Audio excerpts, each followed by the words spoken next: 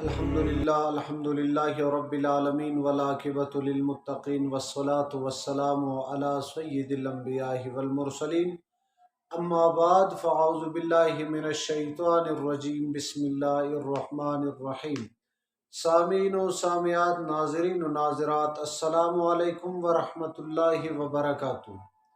بعض لوگ نماز کے لیے وضو کرتے ہیں، مسجد میں وضو کرتے ہیں، یعنی وضو کر کے جو ہاتھ خشک نہیں کرتے آتے ہیں مسجد کے فرش پر پانی ٹپکتے ہیں، تو اس طرح کرنا مکروہ تحریمی ہے، یعنی حرام کے نزدیک ہے۔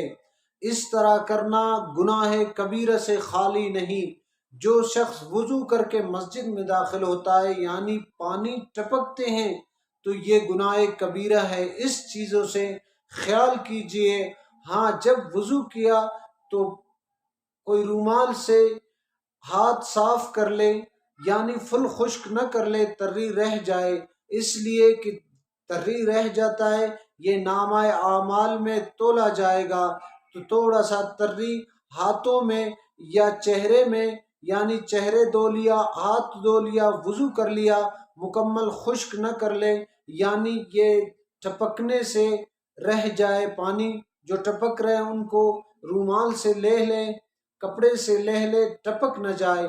اگر ٹپک گئے تو گناہ ہے، یعنی اگر ہاتھوں میں یہ تری رہ گیا تو نامہ اعمال میں لکھ دیا جاتا ہے، نامہ اعمال میں تول دیا جاتا ہے۔